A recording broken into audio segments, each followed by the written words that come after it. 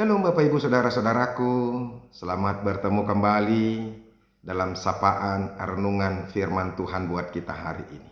Semoga kita semuanya dalam keadaan yang sehat, tetap sukacita, tetap semangat. Ingat, hari-hari hidup kita ini penuh dengan masalah, penuh dengan tantangan, penuh dengan pergumulan. Ada begitu banyak hal-hal yang menekan dan menyesakkan kita. Hanya pengharapan dan penantian kita akan pertolongan Tuhanlah yang akan meneguhkan dan menguatkan kita. Oleh karena itu, buka hati dan pikiran kita. Kita mau diterangi oleh Tuhan, supaya pikiran kita diterangi dan kita boleh mengerti dan boleh kuat untuk menantikan Tuhan. Amin. Bapak Ibu Saudara-saudara, firman Tuhan yang menjadi renungan buat kita hari ini yaitu yang diambil dari Mazmur pasal yang ke-130 ayat yang ke-6. Tetapi sebelumnya, marilah terlebih dulu kita menyerahkan hati dan pikiran kita untuk diterangi oleh Roh Allah. Kasih karunia dan damai sejahtera dari Allah Bapa dan dari anaknya Tuhan Yesus Kristus, itulah yang menyertai hati dan pikiranmu sekalian. Amin. Bapak Ibu Saudara-saudara, Mazmur 130 ayat yang ke-6 dikatakan demikian. Jiwaku mengharapkan Tuhan lebih daripada pengawal mengharapkan pagi. Lebih daripada pengawal mengharapkan pagi. Demikianlah firman Tuhan. Bapak Ibu Saudara-saudaraku yang dikasihi Yesus Kristus, apakah yang sedang terjadi? Apakah yang sedang dialami oleh pemazmur ketika dia menyampaikan firman Tuhan ini buat kita? Dia katakan tadi, jiwaku mengharapkan Tuhan. Kenapa dia mengharapkan Tuhan? Apa yang sedang terjadi? Apa yang sedang membebani pikirannya, pergumulannya? Ini dikatakan di ayat 1. Dari jurang yang dalam aku berseru kepadamu, ya Tuhan. Artinya saudara-saudara, dia sedang terpuruk. Bahkan keterpurukannya sama seperti terpuruk dalam jurang yang dalam. Kalau kita jatuh ke dalam jurang yang dalam, saudara-saudara, kita tidak akan mampu bisa naik dengan sendiri tanpa pertolongan daripada orang-orang. Dan secara khusus pemazmur menganggap bahwa dia tidak akan bisa lepas dari pergumulan, tidak akan bisa lepas dari persoalan, tidak akan bisa lepas dari masalah, tidak akan bisa lepas dari beban yang sedang menekan kehidupannya, pikirannya, kalau tidak Tuhan yang menolong dia. Karena bagaimana mungkin dari jurang yang dalam dia bisa lepas? Hanya Tuhan saja yang bisa menolong dia, baru dia lepas. Makanya saudara-saudara, dia berharap menanti-nantikan Tuhan untuk menolong dia. Jiwaku mengharapkan Tuhan. Bahkan ditegaskan lagi saudara-saudara, lebih daripada pengawal mengharapkan pagi, sampai 2 kali. Lebih daripada pengawal mengharapkan pagi. Saudara-saudara, pengawal atau tentara yang berjaga-jaga, satu beban buat dia, yaitu ketika dia harus berjaga di tengah kegelapan malam, dinginnya cuaca, dan sendiri. Dan itu merupakan satu hal yang sangat membosankan, bahkan juga menakutkan, karena bisa bahaya terjadi dalam kehidupannya. Sehingga satu-satunya harapan bagi pengawal yaitu ketika dia mengharapkan pagi sedang datang.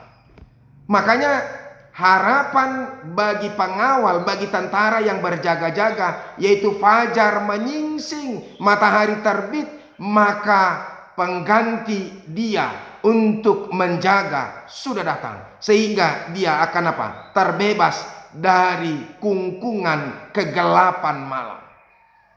Bapak Ibu Saudara-saudara, demikian juga dengan kita.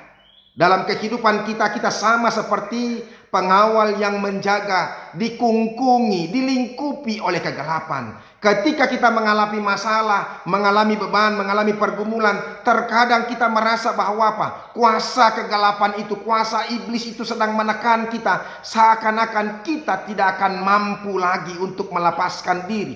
Dan satu pengharapan kita hanya adalah ketika Tuhan mau menolong kita.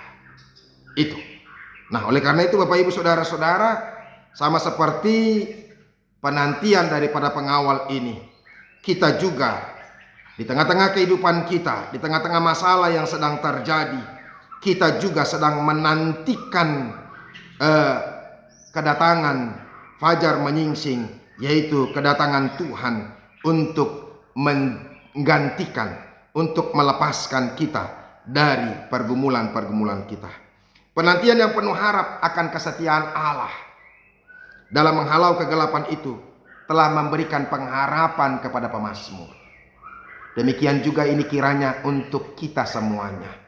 Ya, penantian yang penuh harapan ini juga menghalau kegalauan kita akan beban pergumulan yang sedang terjadi. Berdasarkan janji-janji Allah yang terdapat di sepanjang kitab suci, pengharapan itu memampukan untuk terus menantikan meskipun ia belum melihat cahaya matahari terbit. Jadi saudara-saudara, ketika kita membaca firman Tuhan, mendengarkan firman Tuhan, janji-janji Allah itu yaitu janji kelepasan, janji penyertaan, janji berkat, itu akan semakin meneguhkan kita sekalipun kita masih belum melihat janji itu datang. Tapi kita sudah dikuatkan dan diteguhkan.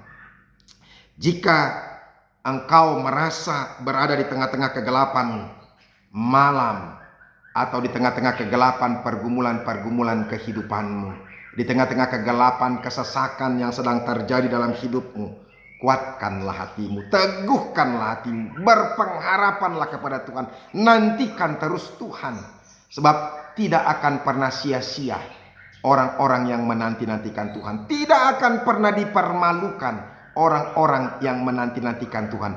Bahkan saudara-saudara, melalui firman Tuhan, kalau kita lihat baca Yesaya yang pasal ke-40 ayat yang ke-31 itu, tetapi orang-orang yang menanti-nantikan Tuhan akan mendapatkan kekuatan baru.